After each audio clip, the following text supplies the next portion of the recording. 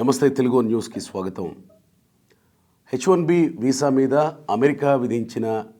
America అనే కంటే Trump విధించిన ఫీజుల గురించి అతిపెద్ద ఆందోళనలు నడుస్తూ ఉన్నాయి.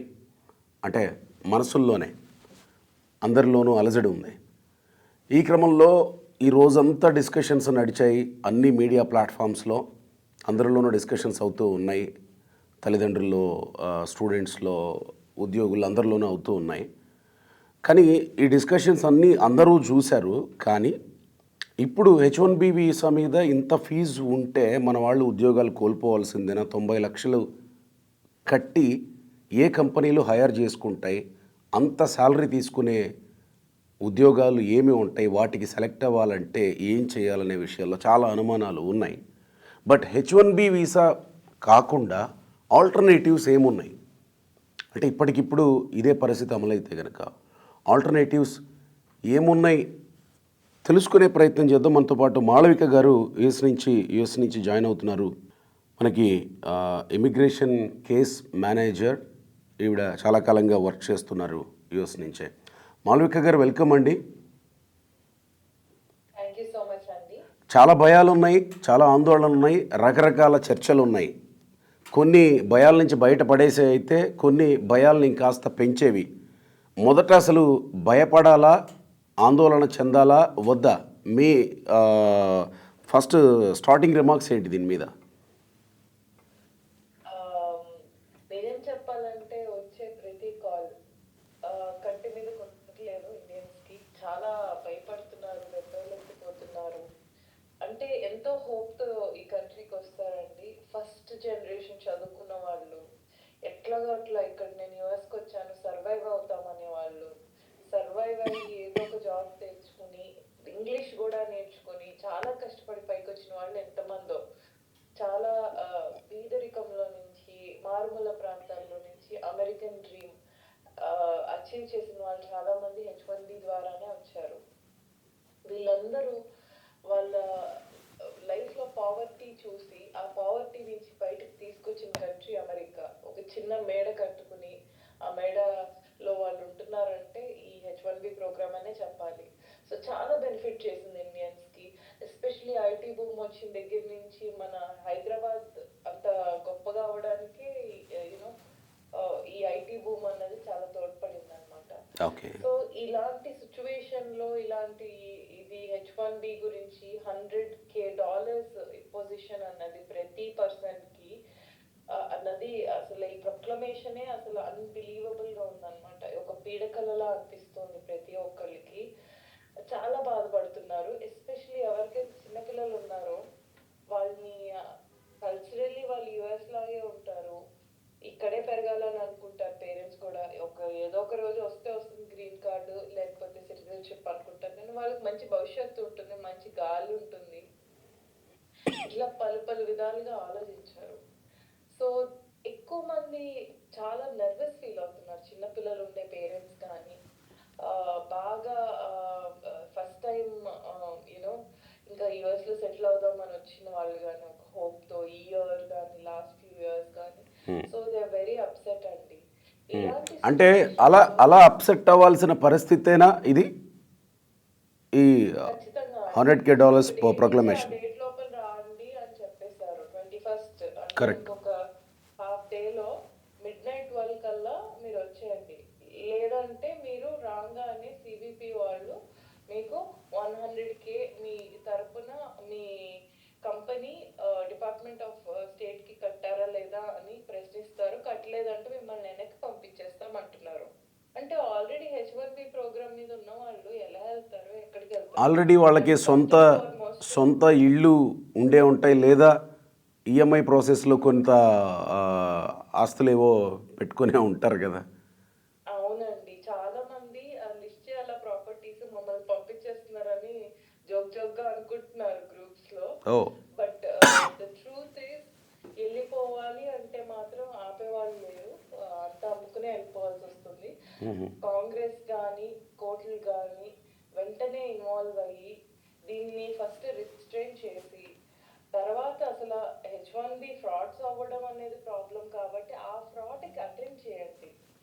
There are many people who have not committed a single crime who are here on full-time basis with most advanced technology based companies. Okay. వాళ్ళందరూ చాలా మంచి వాళ్ళు, చాలా కష్టపడి వచ్చారు, ఫ్రాడ్లు ఎప్పుడు ఏం పార్టిసిపేట్ చేయలేదు, వాళ్ళందరికీ అంటే శిక్ష విధించినట్టు అయింది. సో ఏమన్నా హోప్ దొరుకుతుందా, అంటే ఇలా కూడా జరగవచ్చేమో అనే చర్చ ఏమన్నా ఉందా అమెరికాలో ఉన్న H1B వీసా ఉన్న వాళ్ళలో? ప్రస్తుతానికి టెంపరీ రిస్ట్రైంట్ ఆర్డర్ ఏమైనా వస్తుందేమో, కోర్ట్స్ ఏమైనా ఇంటర్ఫియర్ అయ్యి ఆపుతారేమో అనుకుంటున్నారు. తర్వాత కాంగ్రెషనల్ మ్యాండేట్ కూడా అవ్వాలి, కాంగ్రెస్ పాస్ చేయాలి, దానికి కావాల్సిన సపోర్ట్ బిల్ కి మనీ ఉండాలి, అది అప్రూవ్ కావాలి, చాలా ప్రాసెస్ ఉంది దీనికి ఎగ్జిస్టెన్స్ లో రావడానికి. బట్ పర్సే ఒక ప్రెసిడెన్షియల్ ప్రొక్లమేషన్ వస్తే అది ఆటోమేటిక్ గా ఇంప్లిమెంట్ చేయడానికి అన్ని గవర్నమెంటల్ ఏజెన్సీస్ ప్రయత్నిస్తాయి కదా. సో ఏదైతే డెవలప్డ్ గా లేదో law, it is almost like grey area. అసలు ఏది ఎలా రియాక్ట్ అవుతారన్నది తెలియదు. అంటే ఈ రోజు 21st ఎవరైనా 12ంటికి వచ్చారంటే ఓకే అలౌ చేస్తారు, ఎవరైనా మధ్యాహ్నం 1 గంటకు వచ్చారంటే వాళ్ళని అలౌ చేస్తారా చేయరా ఏంటి అన్నది తెలీదు. So it's a developing state of affairs. ఇప్పటికే అమెజాన్ లాంటి కొన్ని కంపెనీలు వాళ్ళ ఎంప్లాయీస్ ఎక్కడ ఉన్నా కానీ వెంటనే వచ్చేసేయండి అని కాల్ ఇచ్చేశారు. సో దీనికి సంబంధించి ఆ కంపెనీస్ ఏమన్నా స్పెషల్ ఫ్లైట్స్ ఏమన్నా అరేంజ్ చేస్తున్నాయా, లేదా ఎవరికి వాళ్ళు టికెట్ వేసుకొని వెళ్ళిపోవాల్సిందేనా? నేను జస్ట్ నా ఫ్రెండ్స్ కోసం చూసాను, ఒక్క టికెట్ అదర్వైజ్ మామూలుగా $600 ఉండేది, $7,000 కనపడింది. ఏంటి ఎకానమీ? మై గాడ్, $7,000కి ఫస్ట్ క్లాస్ కూడా వస్తుంది నార్మల్ గా ముందర బుక్ చేసుకుంటే. So very sad state of affairs అండి. కొంతమంది జస్ట్ వాళ్ళ పేరెంట్స్ పాస్ అయిపోతే వెళ్ళిన వాళ్ళు, ఇలాగా చాలా various mixed family problems attend చేసే వాళ్ళు వెళ్ళారు. సమ్ టైమ్స్ వాళ్ళు they are the only breadwinners of the family, వాళ్ళు కూడా ఇరుక్కుపోవడం అన్నట్టుది జరిగింది. వెరీ అన్ఫార్చునేట్ అండి. ఇంతకు ముందు ఎంత ఉండేదండి, ఈ ప్రొక్లమేషన్కి ముందు ఎంత ఉండేది ఈ H1B ఫీ? బేసిక్ ఫీనే ఉండేదండి. అది కూడా కంపెనీ పే చేస్తారు, $1,000 లోపలే ఉంటుంది. వేరే వేరే ఫీజులు కొన్ని ఉంటాయి, అవి కూడా పే చేస్తారు. It's not something that bad. ఎప్పుడన్నా పెంచుకుంటూ వచ్చారు, మరి $1,00,000 అంత అయితే లేదు. ఎప్పుడైనా డిస్కషన్ ఉండేదా ఇలా పెంచొచ్చేమో అనే డిస్కషన్ ఉండేదా అసలు, అంటే ఊహించారా అని?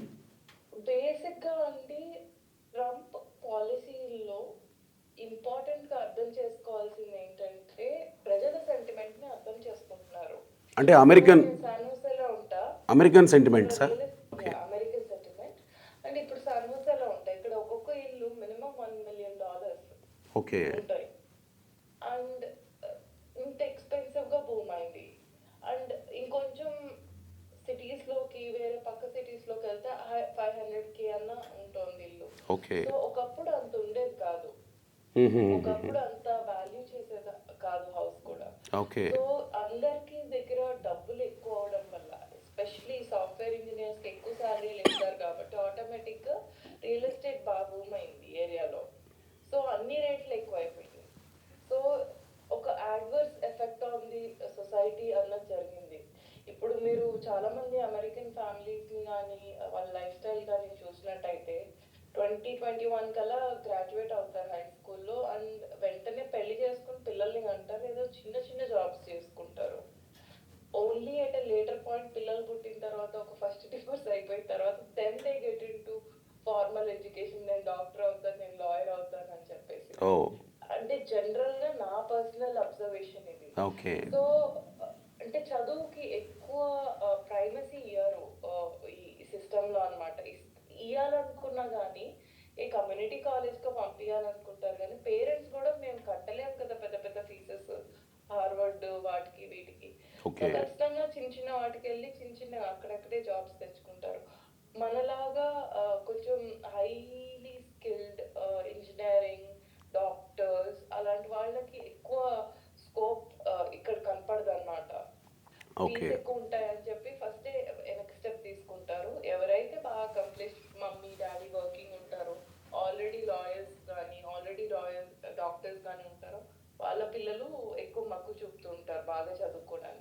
ఓకే. అక్కడే చదువుకొని, అక్కడే అమెరికన్ సిటిజన్స్‌గా ఉంటూ ఉద్యోగాలు చేస్తున్న వాళ్ళకైతే సమస్య ఏమి లేదు గదండీ ఇది.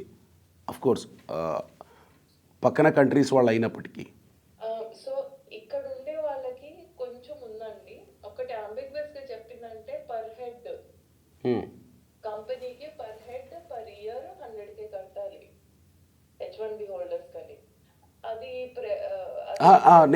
నేనంటున్నది అక్కడే పుట్టి అమెరికన్ సిటిజన్స్‌గా ఉంటూ ఇండియన్స్ అయ్యి కూడా అక్కడే అమెరికా సిటిజన్స్‌గా ఉంటూ అక్కడే చదువుకొని అక్కడే ఉద్యోగాలు చేస్తున్న వాళ్ళకి ఏం వీసా ఉంటుంది? గ్రీన్ కార్డ్ హోల్డర్స్ అయి ఉంటుంది బహుశా. సో సిటిజన్స్ అండి. బర్త్ రైట్ ద్వారా వచ్చిన సిటిజన్‌షిప్ ఉంటుంది. ఓకే. సో వాళ్ళు ఇంకా సిటిజన్సే. సిటిజన్. సో వాళ్ళ విషయంలో సమస్య లేదు. హుహు. కానీ వాళ్ళ పేరెంట్సే వీళ్ళు ఇంకా చిన్న పిల్లలు, వాళ్ళ పేరెంట్స్ పెద్దవాళ్ళు అంతే. ఓకే. ఇప్పుడు ఓకే. రేర్‌లీ అందరికి 15, 16 ఉంటాయేమో. హ్మ్. హ్మ్. ఫస్ట్ హ్మ్. అప్పట్లో వచ్చిన వాళ్ళకి, అప్పుడు పిల్లలు పుట్టిన వాళ్ళకి. ఓకే. దాదాపు చాలా మందికి యూ నో ఇంకా చిన్న చిన్న పిల్లలే ఇప్పుడిప్పుడే స్కూల్‌కెళ్తున్న వాళ్ళు అలా ఉన్నారు చాలా మందికి యూఎస్ సిటిజన్ పేరెంట్స్ ఓకే. కూడా. ఇప్పుడు ఏంటి ఆల్టర్‌నేటివ్ ఏంటి? మరి హెచ్-1 బి వీసాకి ఆల్టర్‌నేటివ్ ఏంటి? కొన్ని వీసాస్ ఉన్నాయండి. చాలా మంది ఇది పట్టించుకోరు. మాకు రాదులే అనే ఇది ఉంటారు. హుహు. సో బేసికలీ O1A అని చెప్పేసి ఒక వీసా ఉంది. హ్మ్. It's for extremely talented people. Extraordinary ability visa అంటారు అది. అంటే సో ఇక్కడ ఒక ప్రశ్న అంటే సరదాగా మాట్లాడుకుంటూ కొంతమంది అన్నారు. ఎక్స్ట్రీమ్‌లీ టాలెంటెడ్ పీపుల్ అంటే సత్యనాదెళ్ళనో, ఏ సుందర్ పిచాయో ఇలాంటి వాళ్ళా? అని కూడా కొంతమంది గ్రూప్‌లలో చాట్ చేస్తా ఉన్నారు. హ్మ్. సో స్టార్టప్ వాళ్ళకి కూడా సపోర్టింగ్ గానే ఉందండి. ఓకే. స్టెమ్ సైన్సెస్‌లో హుహుహుహు. If we are startup founders also okay. And మన కాంట్రిబ్యూషన్ బాగుంటుంది. ఆల్రెడీ ఒక రికార్డ్ ఉంది. మనం బాగా మహా దిగ్గజంగా కనపడుతున్నామంటే యుఎస్సిఐఎస్ కన్సిడర్ చేస్తుంది. సో ఈ O1A వీసాకి క్రైటీరియాస్ ఉంటాయండి. ఆ క్రైటీరియాస్ని ఏంటంటే మనం అచీవ్ చేస్తే ఓవరాల్గా చూసి మీ ప్రొఫైల్ని ఒప్పుకుంటారు. సో ఈ క్రైటీరియాస్ అనేది యాడ్ స్టిక్ లాగా. సపోజ్ ఎక్స్ అనే పర్సన్ ఉన్నారు. ఓకే. ఎక్స్ అనే పర్సన్ ఒక పర్టికులర్ ఫీల్డ్లో మా పెద్ద famous person like for example ఇప్పుడు సాఫ్ట్వేర్ ఇంజనీర్స్కే కాబట్టి ప్రాబ్లం. ఈ సాఫ్ట్వేర్ ఇంజనీర్ ఎక్స్ అనే పర్సన్ ఈజ్ ఒక ఏఐ ఫీల్డ్లో చాలా బాగా ఒకటి డెవలప్ చేస్తున్నాడు. ఆ పర్టికులర్ ఏఐ డెవలప్మెంట్ అన్నది చాలా ఇంపార్టెంట్. ఎందుకంటే ఒక పర్టికులర్ డొమైన్ ఆఫ్ సైన్స్లో అది బాగా పనికొస్తుంది which in turn is generating lot of revenue to US. So అది మనం బాగా ఎక్స్ప్లెయిన్ చేయగలగాలి. ప్లస్ ఈ పర్సన్ని కూడా ఆ పర్టికులర్ ఇన్వెన్షన్ ఆర్ ఆ పర్టికులర్ టాపిక్ వల్ల ఫేమస్ అయి ఉండాలి. ఓకే. సో దాని మీద ఆర్టికల్స్ పబ్లిష్ అయి ఉండాలి. హ్మ్. లేదా తనే ఎక్స్పర్ట్ లాగా కొన్ని ఆర్టికల్స్ రాసి ఉండాలి. హ్మ్. అండ్ కొన్ని మెంబర్షిప్స్ ఉండాలి. ఎలాంటి మెంబర్షిప్స్ అంటే చాలా గొప్పగా ఉండేవి. హ్మ్. సో యూనో చాలా మందికి కొన్ని స్పెషల్ ఇన్వైట్ మెంబర్షిప్స్ ఉంటాయి. సో ఆ ఎక్స్క్లూసివ్ మెంబర్షిప్స్ ఉంటే గొప్ప. దెన్ అవార్డ్స్ అంటే మామూలుగా అవార్డ్స్ అంటే ఆస్కర్ అవార్డు లేకపోతే చాలా గార్డ్నర్ అవార్డు ఇలా పెద్ద పెద్ద అవార్డ్స్ కాకపోయినా ఓకే. నేషనలీ రికగ్నైజ్డ్ కూడా అలౌ చేస్తారు. ఫర్ ఎగ్జాంపుల్ మీకు ఇండియాలో ఒక చిన్న అవార్డు వచ్చింది state recognised like Nandi award okay. ఇండియాలో ఓకే. ఆంధ్రాలో అయితే. హ్మ్. అట్లాగే ఏమైనా ఒకటి వచ్చిందంటే అది కూడా మాకు వచ్చింది స్టేట్ రికగ్నిషన్ అని పెట్టుకోవచ్చు. సో అప్పుడు నేషనల్ ఈ $1,00,000 చెల్లించాల్సిన అవసరం లేదా? చెల్లించాలా? లేదండి. ఓహ్! ఈ ప్రొక్లమేషన్ ఓన్లీ H1B వాళ్ళకే ఉంది. ఓకే. So okay. ఈ O1A కేటగిరీస్ ఏవైతే ఉన్నాయో ఈ హ్మ్. మెంబర్షిప్స్ కానీ హ్మ్. అవార్డ్స్ కానీ పియర్ రివ్యూస్ కానీ మీ previous work track records and achievements monetary wise కూడా మీరు ఎంత బాగా సంపాదించగలిగారు ఓకే. ఈ particular product all of these together combine చేసి యుఎస్సిఐఎస్ ఎవాల్యుయేట్ చేస్తుంది. ఇది కేవలం 15 days to 45 days లోపల మీకు రిజల్ట్ చెప్తారు ప్రీమియం ప్రాసెసింగ్ లో వేసుకుంటే. ఓకే. సో మీరు యుఎస్ లో ఉన్నారు, మీ H1B సబ్ ఫర్ టాక్స్ ఏం ఏమవుతుందో తెలియదంటే వెంటనే O1Aకి కన్వర్ట్ అవ్వడానికి మీకు ఛాన్స్ ఉంటుంది. అంటే అది ఎంతమందికి సాధ్యపడుతుందండి? ఎవ్రీ ఇయర్ 70% ఇమిగ్రెంట్స్ ఇండియా నుంచి వస్తూ ఉంటారని అంటారు. ఈ 70%లో ఎంతమందికి సాధ్యపడుతుంది అది? ఎవరైనా ఈవెన్ మీరు ఇండియా బయట ఉన్నా కానీ O1A వేసుకోవచ్చు. ఆహా, నేను అంటున్నది ఆ ఓనే వేసుకోవడానికి ఇవన్నీ వీళ్ళు అచీవ్ చేసి ఉండాలి కదా, అక్కర్లేదా అవునండి. సో సో ప్రొఫైల్ బిల్డింగ్ అన్నది ఇంపార్టెంట్ అండి కదా? ఇక్కడ. అంటే ఇక మీదట రావాలనుకున్న వాళ్ళకి ఓకే, ఆల్రెడీ ఉన్నవాళ్ళు లేదా ఇంకేదన్నా ట్రిప్ గురించో లేకపోతే ఇంకేదన్నా విషయం గురించో వచ్చిన వాళ్ళకి అయితే సాధ్యం కాదు కదా ఓనే. కొంచెం వాళ్ళు ఫోకస్డ్ గా చేసుకోవాలండి ప్రొఫైల్. అచ్చా ఓకే సాధ్యం కాదు అని తీసి పెట్టడానికి లేదు. ఓకే. ఎందుకంటే ఎవ్రీ ప్రొఫెషన్ కి ఒక రోల్ అంటూ ఉంటుంది. మ్మ్. ఆ రోల్ ఎంతో హైలీ స్కిల్డ్ వాళ్ళు చేస్తూనే ఉంటుంది. ఇప్పుడు ఒక కోడర్ ఉన్నారు, డెవలపర్ ఉన్నారు, అందరూ అంత గొప్ప వాళ్ళు అయితే అందరికి ఉద్యోగాలు ఉండాలి కదా. సో హైలీ స్కిల్డ్ గా ఉండే వాళ్ళే ఇక్కడ ఉంటారు. మ్మ్. So most important thing is వాళ్ళ అచీవ్మెంట్స్ ని ఎలా క్వాంటిఫై చేసుకోవాలి, ఎలా ట్రాక్ రికార్డ్ మెయింటైన్ చేసుకోవాలి, ఇంటర్నల్ అవార్డ్స్ ఎలా చూపించుకోవాలి, నేషనల్ రికగ్నైజ్డ్ అవార్డ్స్, పేటెంట్స్ ఎట్లా చేసుకోవాలి, ప్రతిదీ కొంచెం అవగాహనతో ప్రొఫైల్ బిల్డ్ చేసుకుంటే బాగుంటుంది. యూజువలీ లింక్డ్ఇన్ లో నేను చాలా మందిని చూస్తాను, EB1A లేదా O1A you know career building activities చేస్తూ ఉంటారు. As long as you are very genuine and you want to really build your own profile, it is perfectly legal to do so. Okay, so ఇది ఒకటి. దీంతో పాటు ఇంకేమైనా ఉన్నాయా? దీంతో పాటు మనకి ఒకవేళ వీళ్ళకి ఆల్రెడీ EB2 కానీ EB3 కానీ అప్రూవ్ అయి ఉంటే మ్మ్. EB1Aకి అప్గ్రేడ్ అవ్వచ్చు. EB1A అనే కేటగిరీకి గ్రీన్ కార్డ్ అన్నది కొంచెం తొందరగా రావచ్చు లేదా వెంటనే రావచ్చు.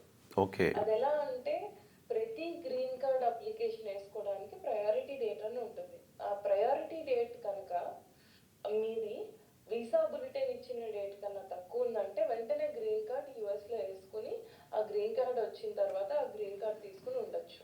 ఓకే. సో ఈ EB1Aకి అప్గ్రేడ్ కావడానికి, ఎందుకంటే EB2 EB3లో వీసా బులెటిన్ ప్రకారం చాలా లేడ్ బ్యాక్ గా ఉంది. 70 ఏళ్ళైనా 100 ఏళ్ళైనా మనకి గ్రీన్ కార్డులు వచ్చే సూచనలు ఇండియన్స్ కనపడట్లేదు.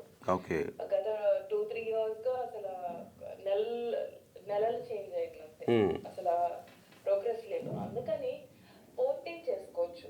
ఈ పోర్టింగ్ పద్ధతిలో ఏమవుతుందంటే ఒక డేట్ ఏదైతే EB2 కానీ EB3కి కానీ ఇచ్చారో అది అప్గ్రేడ్ చేసుకోవచ్చు EB1Aకి. ఓకే. EB1A ప్రొఫైల్ కనుక మీకు ఉంటే అది దీంట్లో important take away and interesting point ఏంటంటే అండి, ఇది సెల్ఫ్ పిటిషన్.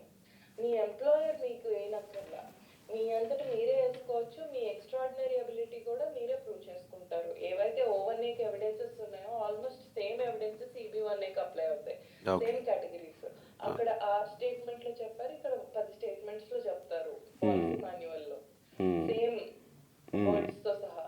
సో ఈ EB1A కనుక అప్రూవల్ తెచ్చుకుని I-140 అప్గ్రేడ్ చేసుకున్నట్టయితే పోర్టింగ్, ఇఫ్ ఆ పోర్ట్ చేసుకున్న తర్వాత ఆ ప్రయారిటీ డేట్ కనుక వీసా బులెటిన్ కన్నా తక్కువ ఉందంటే వెంటనే గ్రీన్ కార్డ్ చేసుకోవచ్చు. మీరు ఓకే. వెంటనే గ్రీన్ కార్డ్ చేసుకోవచ్చు. మీ పిల్లలకి, మీ వైఫ్ కి, మీ హస్బెండ్ కి అందరికి గ్రీన్ కార్డ్స్ వెంటనే ఒక ఫ్యూ ఇయర్స్ లో సిటిజన్షిప్ కూడా వచ్చేస్తుంది.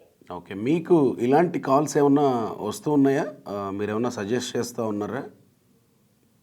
నేను ఇప్పుడే కాదండి, ఎప్పటి నుంచో O1 వీసా మీద చెప్తున్నా. ఎందుకంటే ఫ్లెక్సిబిలిటీ ఎక్కువ అండి O1 వీసాకి. ఓకే.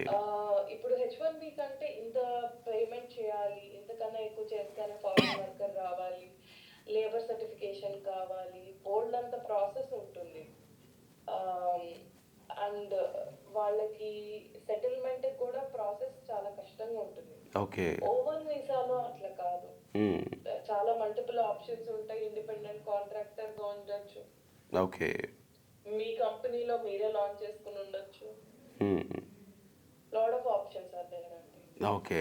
కంపెనీస్ ఎట్లా వ్యవహరించే అవకాశం ఉందండి? ఇప్పుడు మీరు చెప్పినట్టు హైలీ టాలెంటెడ్ వాళ్ళని మాత్రమే ఇక మీదట H1B వీసాతో రిక్రూట్ చేసుకునే అవకాశం ఉంటుందా? లేదా ఏమైనా సడలింపుల కోసం అమెరికన్ గవర్నమెంట్ దగ్గరికి వెళ్ళి ఇలా కాదు కాస్త సడలించండి అని అడిగే అవకాశం ఉంటుందా? మేబీ ఇండియా వైపు నుంచి ఎలాంటి ప్రతిపాదనలు చేస్తారు అనే విషయంలో కొంత ఏదో అనుమానంగానే కనబడుతుంది. ఇప్పటివరకు ప్రధాని మోడీ తర్వాత ఇంకా కొంతమంది స్పందించిన తీరు ఇండియా వైపు నుంచి ఎలాంటి అప్రోచ్ ఉంటుందనే విషయంలో అంత పక్కాగా కనబడట్లేదు. బట్ అక్కడున్న కంపెనీస్ అప్రోచ్ అయితే కనుక ఏమన్నా అమెరికన్ గవర్నమెంట్ డెసిషన్లో ఏమన్నా చేంజెస్ ఉండే అవకాశం ఉండొచ్చా? వాళ్ళు ఏమన్నా అప్రోచ్ అవ్వడానికి అవకాశం ఉంటుందా? లేదు ఇక తప్పదు అన్నట్టు భరించాల్సిందేనా? సో బేసికలీ అండి ఇది కంపెనీ లెవెల్గా తీసుకుంటే కంపెనీస్కి ఎవరికి ఉంటుందండి ఒక్కొక్క ఎంప్లాయీకి 100K కట్టేసి ఎగ్జాక్ట్లీ కదా. సో అంటే ఇక్కడ రెండు సమస్యలు. ఒకటి మాళవిక గారు అంటే ఒకటి ఇక్కడి నుంచి స్కిల్డ్ పర్సన్స్ని తీసుకెళ్ళి వాళ్ళతో చేయించుకోవడానికి వాళ్ళు ఈ $1,00,000 చెల్లించాలి ఒకటి. రెండు, ఒకవేళ వీళ్ళు కాకపోతే అమెరికా ఫస్ట్ అనో లేకపోతే మేక్ అమెరికా గ్రేట్ అగైన్ అనే నినాదంతో అమెరికన్స్ని తీసుకోవాలంటే అక్కడ స్కిల్డ్ ఉండి ఉండకపోవచ్చు.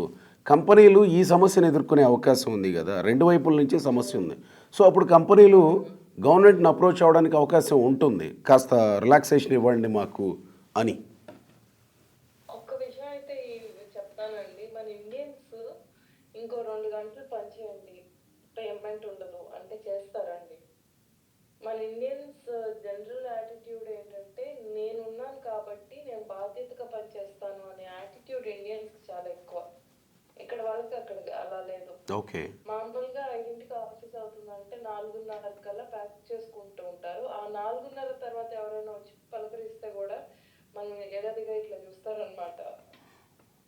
సో ఇక్కడ వాళ్ళకి బాగా sophisticated very straight forward attitude towards work అనేది వాళ్ళ లైఫ్లో ఒక పార్టే కానీ వర్క్లో లైఫ్ అట్లా ఉండదు, వాళ్ళకి డిఫరెంట్గా చూస్తారనమాట. సో వాళ్ళు let's say they are very high skilled, చాలా మంచిగా తెలుగుగల వాళ్ళు, చాలా గొప్ప వాళ్ళే ఉన్నారు అనుకుందాం. ప్రాసెస్ ఆఫ్ హైరింగ్కి వీల్ ట్రై టు డూ అండి. అంటే I not a social scientist to tell all of this. Okay okay okay process of హైరింగ్లో మాస్టర్స్ ఉండాలి లేదా టెక్నికల్ డిగ్రీ ఫైన్ ఉండాలి ఫైన్ అంటారు. అదే. మరి ఇక్కడ చాలా మంది అసోసియేట్ డిగ్రీస్ చేసుకుంటారు, బ్యాచిలర్స్ కూడా చేయరు. So how are they going to hire the talent pool? It's a really good question to ask. And saripotara, and also this is the time AI boom is happening anti. AI chips are coming out, lot of చాలా చాలా domains లో ఆఖరికి ఒక medicine ని కనుక్కోవడానికి clouds ఈరోజు ఎట్లా ఉంటున్నాయి, ఎర్త్క్వేక్స్ ఎట్లా వస్తాయి, వర్షాలు ఎప్పుడు పడుతుంది, దీనికి కూడా ఏఐ వాడుతున్నారు. ఇంత అడ్వాన్స్డ్ కంప్యూటేషనల్ సిస్టమ్స్ ఉన్న వరల్డ్లో, ఇంత బూమ్ అవుతున్న ఏఐ టైంలో వర్క్ ఫోర్స్ని తీసేస్తామంటే ఒక రెవల్యూషన్లో, ఒక బూమింగ్ టైంలో ఒక ఇన్స్టెబిలిటీ క్రియేట్ చేసినట్టు అవుతుంది. అండ్ ఇండియాలో ఏంటంటే ఇన్నోవేషన్కి అసలు స్కోపే ఎక్కువ చేయరండి ఇన్ జనరల్. ఇప్పుడు suppose you have a great product, ఎక్కడ కూడా గవర్నమెంట్ దాన్ని ఇది గొప్ప ప్రోడక్ట్ అని పబ్లిష్ చేయదు. చాలా కంపెనీస్ వచ్చినాయి ఇండియా కూడా, లైక్ ఈ మధ్య 2000 crores 20,000 crores ఈ మధ్య 5-6 yearsలో పెరిగిన కంపెనీస్ ఉన్నాయి. వాటి పేర్లు కూడా చాలా మందికి తెలియదు. సో అంటే మనం we are stuck with Ambanis and Adanis as industrialist. We don't have that system of appreciating our own innovations అండి. సో ఈదర్ వేస్ అక్కడ ప్రాబ్లం ఉందని ఇక్కడికి వస్తున్నాము, ఈక్వాలిటీ ఉంటుంది, మంచి ఎయిర్ ఉంటుంది, నన్ను ఒక డిస్క్రిమినేటరీగా చూడరు, ఇండివిజువల్గా నా కాంట్రిబ్యూషన్స్ చూస్తారు అని చాలా మంది ఇక్కడికి వస్తారు. ఇక్కడికి వస్తే ఏమో మనల్ని బాగా మంచిగా ట్రీట్ చేసినా కానీ టెంపరీనే. ఇప్పుడు వెళ్ళిపోమన్నారు అంటే వెళ్ళిపోవాలి, రేపు పొద్దుట ఇండియన్స్ ఇట్లా ఈ కలర్ వాళ్ళు ఉండద్దు అంటే కూడా అది కూడా there might be a day. So ఓవరాల్గా చెప్పాలంటే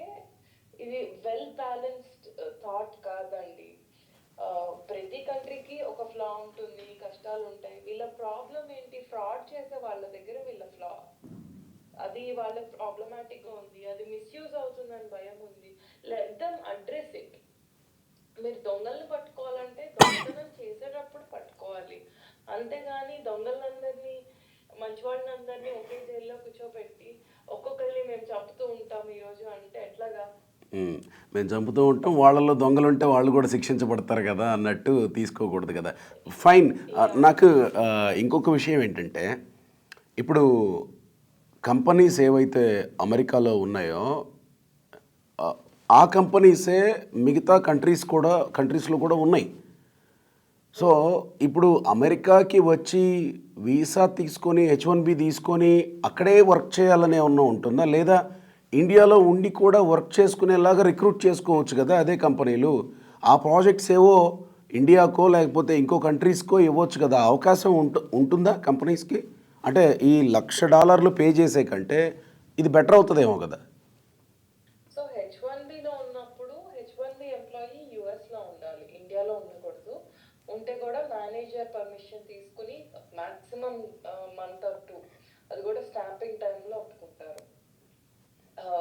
ఇన్ జనరల్ కోవిడ్లో అలా ఒప్పుకున్నారు, కానీ 6 months 3 months 4 months ఓకే. ఇండియాలో ఉండి ఎర్న్ చేయడానికి లేదు H1Bలో. నేనేమంటున్నానంటే H1B కాకపోయినా ఇక్కడి నుంచే రిక్రూట్ చేసుకొని ఇక్కడి నుంచే యుఎస్లో చేసే ఇన్నోవేటివ్స్ ఏవో ఇక్కడి నుంచి తీసుకోవడానికి అవకాశం ఉండదా అని అంటున్నాను నేను.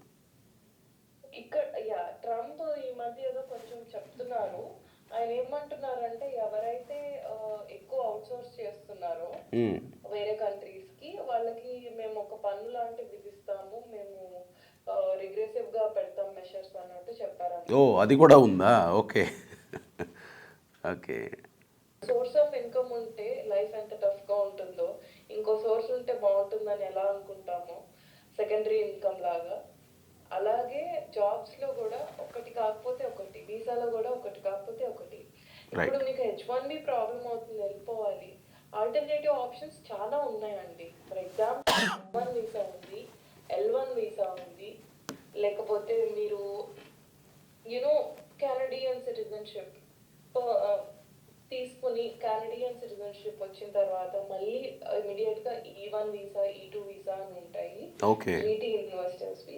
So Canadian citizenship based visa based మీద, కెనడియన్ సిటిజన్షిప్ బేస్డ్ మీదుగా E1 E2 వీసాస్ యుఎస్ లో తీసుకోవచ్చు.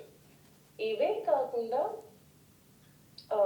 మ్యారేజెస్ ద్వారా ఒకవేళ మీ స్పౌస్ కనుక ఏ నేపాలో లేకపోతే యూకేనో అట్లా ఉన్నా కానీ some chances are there for other sort of settlement in the US. But most importantly మీరు ఏదైనా ఇన్నోవేట్ చేస్తున్నారా, లేదా ఏదైనా పేటెంటబుల్ వర్క్ చేస్తున్నారా, లేదా మంచి రీసెర్చ్, లేదా మంచి కంపెనీ స్టార్ట్ చేసి మంచిగా రన్ చేస్తున్నారు, try to document all your success and make sure your success is sound enough that people know about it. So అది ఎప్పటికైనా ఉపయోగపడుతుంది మీకు. అది O1 కి పనికి వచ్చేయచ్చు, లేకపోతే రేపొద్దుట EB1A కి పనికి రావచ్చు, లేదా EB1C దానికైనా పనికి రావచ్చు. So it's okay, just make sure your work is making noise. Nice అండి. ఫైనల్గా ఈ ఆందోళన చెందుతున్న లేదా బయట ఉన్న వాళ్ళకి మీరు చెప్పే యాజ్ ఏ కేస్ మేనేజర్గా, ఇమిగ్రేషన్ కేస్ మేనేజర్గా, సో ఇవన్నీ ఆల్టర్నేటివ్స్ పెట్టుకోమంటారు, రైట్? నైస్ అండి, థ్యాంక్ యూ.